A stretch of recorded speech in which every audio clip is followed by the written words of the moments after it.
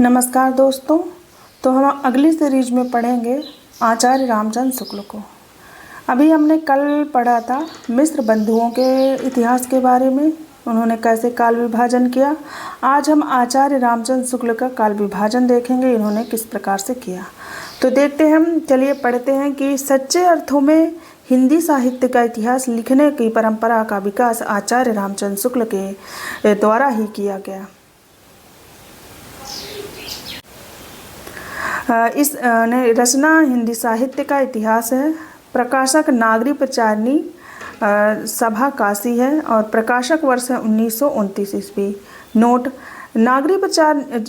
Note क्या है कि जनवरी 1929 ईस्वी में यह पुस्तक नागरी प्रचारणी सभा काशी द्वारा प्रकाशित ग्रंथ हिंदी शब्दसागर की भूमिका के रूप में प्रकाशित हुई थी। इस वर्ष के मध्य में उस भूमिका के आरंभ एवं अंत में बहुत सी बातें जोड़कर बहुत सी बातें बढ़ाकर आचार्य शुक्ल ने इसे स्वतंत्र पुस्तक के रूप में प्रकाशित किया। 1940 ईस्वी में इसका परिवर्धित एवं संशोधित संस्करण प्रकाशित करवाया गया। ध्यातव्य है, हिंदी शब्दसागर के निर्माण में निम्न 3 विद्वानों का योगदान महत्वपूर्ण माना जाता है।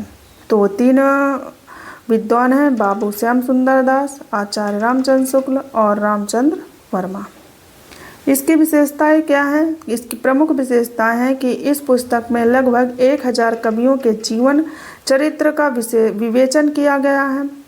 कवियों की संख्या की अपेक्षा उसके साहित्यिक मूल्यांकन को महत्व किया गया है, अर्थात हिंदी साहित्य के विकास में विशेष योगदान देने वाले कवियों को ही इसमें शामिल किया गया है।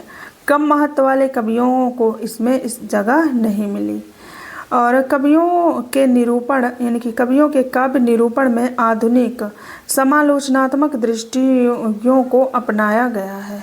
कह रहे हैं कि कवियों के काव्य निरूपण में आधुनिक समालोचनात्मक दृष्टिकोण अपनाया गया है।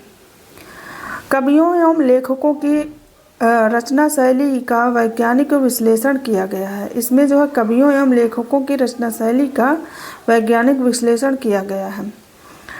इसमें प्रत्येक काल या शाखा के समान प्रवृत्तियों का वर्णन कर लेने के बाद उससे संबंध प्रमुख कवियों का वर्णन किया गया है। उस युगों में आने वाले अन्य कवियों का विवरण उसके बाद फुटकल खाते में दिया गया है।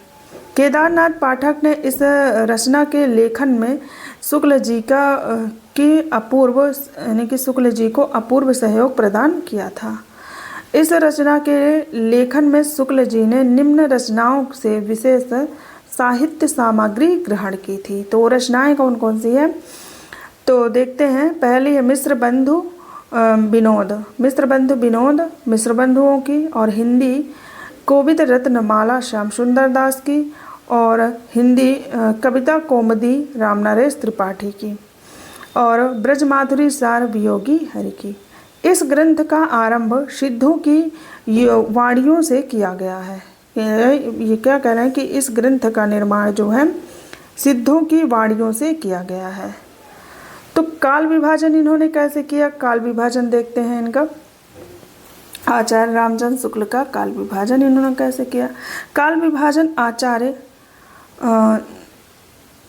आचार्य शुक्ल ने हिंदी साहित्य के 900 वर्षों के इतिहास को निम्न 4 सुस्पष्ट कालखंडों में वर्गीकृत किया, जो आज तक भी लगभग सभी इतिहासकारों द्वारा मान्य किया जा रहा है।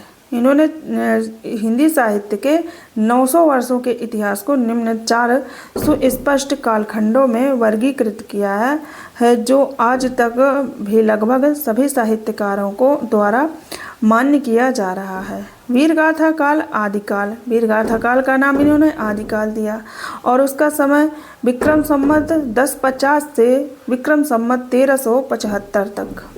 वीरगाथा काल के 2 भाग किए, अपभ्रंश काल या प्राकृताभास हिंदी काल, जिसका समय 1050 से 1200 विक्रम संवत, और दूसरा इन्होंने क्या काल किया, वीरगाथा काल।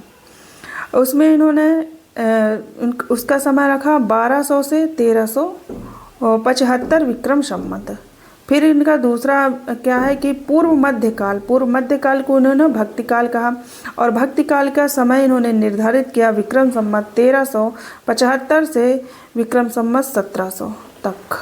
और फिर तीसरा काल इन्होंने किया उत्तर मध्यकाल यानी कि रीतिकाल, उसका समय विक्रम संवत 1300 विक्रम संवत से 1900 तक, 1900 विक्रम संवत तक। और फिर इन्होंने चौथा किया गद्य काल यानी कि आधुनिक काल नाम दिया गद्य काल को आधुनिक काल, जिसका समय विक्रम संवत 1900 से विक्रम संवत 1984 ईस्वी तक।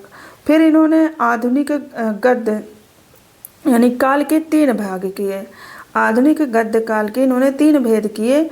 वो 3 हैं प्रथम उत्थान, द्वितीय उत्थान एवं तृतीय उत्थान। नोट क्या है कि भक्ति काल को भी आचार्य शुक्ल ने पुनः 4 भागों में विभाजित किया। तो भक्ति काल को भी शुक्ल जी ने 4 भागों में विभाजित किया था। तो वो 4 भाग हैं निर्गुण काव्य धारा, सगुण काव्य धारा।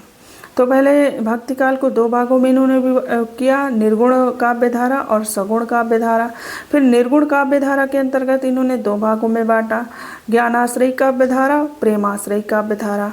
ज्ञानाश्रयी काव्य धारा के अंतर्गत संत काव्य, और इस संत काव्य के प्रतिनिधि कवि कौन हो जाएंगे? कबीर। प्रेमाश्रयी काव्य धारा तो उसके अंतर्गत सूफी काव्य, और सूफी काव्य के प्रतिनिधि कवि कौन थे? जायसी। फिर सगुण काव्य को इन्होंने 2 भागों में बांटा, सगुण काव्य धारा को, और उसको इन्होंने किन 2 भागों में बांटा? कृष्णाश्रयी काव्य धारा और रामाश्रयी काव्य धारा। कृष्ण काव्य में सूरदास इसके प्रतिनिधि थे, कृष्णई काव्य धारा के, और रामाश्रयी काव्य धारा के तुलसीदास प्रतिनिधि थे। अब आगे देखेंगे आचार्य रामचंद्र शुक्ल का जीवन परिचय। तो यहाँ पर आचार्य रामचंद्र शुक्ल का जीवन परिचय देखेंगे। तो जन्म काल 11 अक्टूबर 1884 ईस्वी है, मृत्यु काल 2 फरवरी 1941 ईस्वी है। तो इनका जन्म होता है 11 अक्टूबर 1984 ईस्वी में, और मृत्यु होती है, इनका निधन होता है 2 फरवरी 1941 ईस्वी में। प्रमुख रचनाएं हैं हिंदी साहित्य का इतिहास 1929 ईस्वी, रसमीमांसा ये सैद्धांतिक समीक्षा है, और गोस्वामी तुलसीदास, महाकवि सूरदास ये व्यवहारिक समीक्षा है इनकी, और चिंतामणि 4 भाग ये निबंध है इनके, और विश्व प्रपंच ये जो है दर्शन है, और काव्य संग्रह मधुस्रोत, काव्य संग्रह इनका है मधुस्रोत, और संपादन कार्य इन्होंने किया था जायसी ग्रंथावली और नागरी प्रचारणी पत्रिका का। तो इन्होंने संपादन किया था जायसी ग्रंथावली का और नागरी प्रचारणी पत्रिका का। अब विशेष तथ्य देखेंगे इनके बारे में कि आचार्य महावीर प्रसाद द्विवेदी के बाद हिंदी भाषा और साहित्य को सबसे महत्वपूर्ण देन आचार्य रामचंद्र शुक्ल की है। शुक्ल जी ने हिंदी साहित्य का पहला क्रमबद्ध इतिहास तैयार किया और साहित्यिक आलोचना की पद्धति विकसित की। चिंतन और विश्लेषणात्मक निबंध कार्य के रूप में भी उनका स्थान शीर्ष पर है। कविता, नाटक, कहानी आदि सर्जनात्मक विधाओं में भी उनका उल्लेखनीय योगदान है। शुक्ल जी हिंदी के प्रथम साहित्य